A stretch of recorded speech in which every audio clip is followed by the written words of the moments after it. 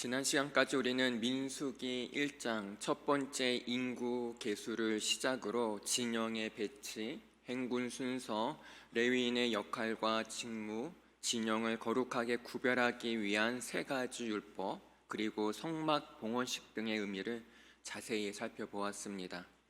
오늘 우리가 살펴볼 레위기 8장에는 레위인들을 구별하여 하나님께 바치는 제사 의식에 대해 알려주고 있습니다. 오늘은 이 제사의 절차와 의미를 살펴보며 왕같은 제사장으로 부르심을 받은 우리에게 주시는 교훈을 살펴보겠습니다. 먼저 하나님께서는 레위인들을 정결케 할 것을 명령하십니다. 오늘 본문 6절과 7절에서 이렇게 말씀하십니다. 이스라엘 자손 중에서 레위인을 데려다가 정결하게 하라. 너는 이같이 하여 그들을 정결하게 하되 곧 속죄의 물을 그들에게 뿌리고 그들에게 그들의 전신을 삭도로 밀게 하고 그 의복을 빨게 하여 몸을 정결하게 하고. 레위인들은 정결하게 하는 방법은 속죄의 물로 뿌리는 것입니다. 여기서 속죄의 물이란 부정한 자를 정결케 하는 물을 의미합니다. 죄를 지은 사람이 돌아오면 우슬초로 그 물을 찍어서 뿌렸습니다. 그 물을 레위인들에게 뿌리고 그 다음 몸에 있는 모든 털을 다 밀고 의복까지 깨끗이 빨게 하셨습니다. 물론 이렇게 한다고 해서 진짜 우리의 마음이 깨끗해지는 것은 아니지만 이러한 의식을 통해 하나님 앞에서 새 마음을 가지는 결심을 하는 것입니다. 머리털이나 몸에 있는 털을 다 밀고 속죄의 물을 뿌린 후 새 옷을 입게 하십니다. 이러한 의식은 모두 하나님의 소유로 정결함과 새롭게 시작함을 상징하는 것입니다. 이어서 레위인을 위한 번제와 소제와 속죄제를 드리게 한 후 안수를 하게 하십니다. 오늘 본문 10절과 13절 말씀을 다시 한번 보겠습니다. 레위인을 여호와 앞에 나오게 하고 이스라엘 자손이 그들에게 안수하게 한 후에 아론이 이스라엘 자손을 위하여 레위인을 흔들어 바치는 제물로 여호와 앞에 드릴지니 이는 그들에게 여호와께 봉사하게 하기 위함이라. 레위인으로 수송아지들의 머리에 안수하게 하고 내가 그 하나는 속죄 제물로 하나는 번제물로 여호와께 드려 레위인을 속죄하고 레위인을 아론과 그의 아들들 앞에 세워 여호와께 요제로 드릴지니라. 하나님께서는 레위인들을 여호와 앞으로 나오게 하고 이스라엘 백성들로 하여금 안수를 하게 하였습니다. 이때 안수의 의미는 레위기에서 배웠듯이 그들이 백성들을 대신해서 하나님께 바쳐진 희생 제물이라는 의미입니다. 16절에서 17절에서 이렇게 말씀하십니다. 그들은 이스라엘 자손 중에서 내게 온전히 드린 바 된 자라. 이스라엘 자손 중 모든 초태생 곧 모든 처음 태어난 자 대신 내가 그들을 취하였나니 이스라엘 자손 중에 처음 태어난 것은 사람이든지 짐승이든지 다 내게 속하였음은 내가 애굽 땅에서 모든 처음 태어난 자를 치던 날에 그들을 내게 구별하였음이라.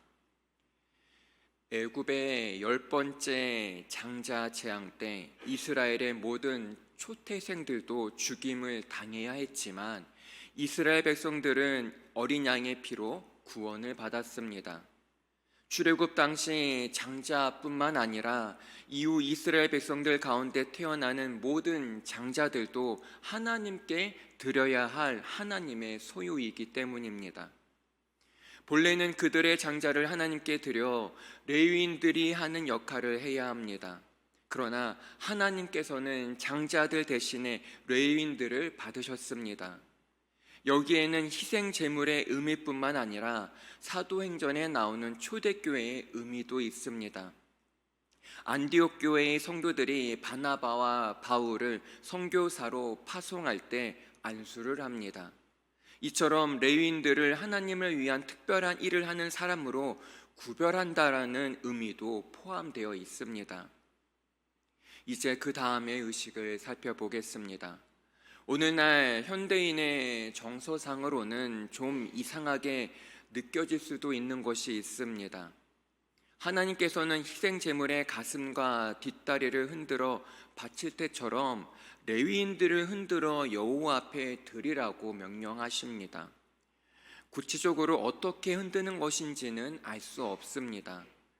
가축으로 화목제를 드릴 때 흔든 가슴과 뒷다리를 제사장들에게 주어 이들의 소득으로 주셨습니다.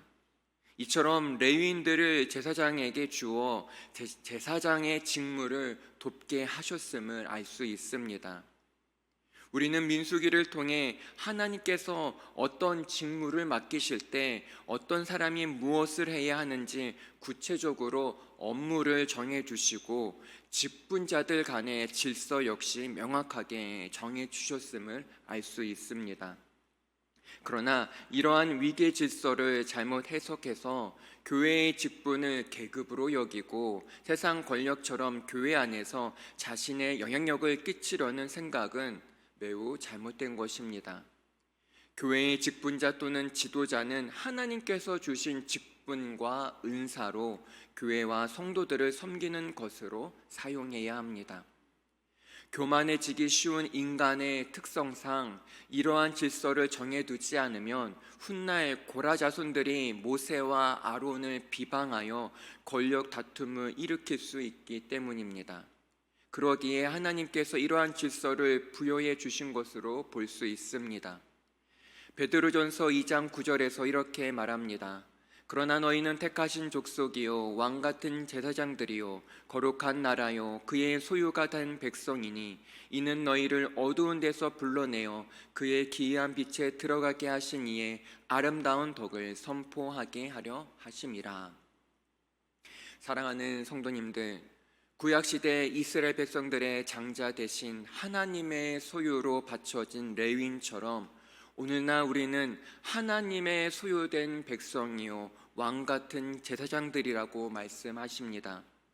그러기에 오늘날에는 목회자나 어떤 특정인만이 레위인이 아니라 예수를 믿는 우리 모두가 레위인이라고 할 수 있습니다. 우리의 직무는 교회 안에서만 레위인의 역할을 하는 것이 아닙니다. 우리가 속해 있는 모든 처소에서 하나님을 섬기는 왕같은 제사장이요 하나님의 소유된 레위인으로서 모든 사람들을 하나님께로 인도하는 사명을 우리는 잘 감당해야 합니다. 그렇습니다. 오늘 하루도 하나님의 거룩한 백성으로서 어디로 가든지 무엇을 하든지 하나님의 영광과 은혜를 드러내는 우리 모두가 되시길 간절히 소망합니다. 기도하겠습니다. 하나님, 주님께서 오늘날 우리를 왕같은 제사장이요 하나님의 소유된 거룩한 백성으로 부르셨습니다. 그 부름에 합당하게 살아나갈 은혜와 지혜와 능력을 부어 주시옵소서. 그리하여 우리를 통해 수많은 이들이 주님을 알고 만나는 복된 축복의 통로가 되게 하여 주시옵소서. 특별히 담임 목사님을 위해 기도하며 나아갑니다.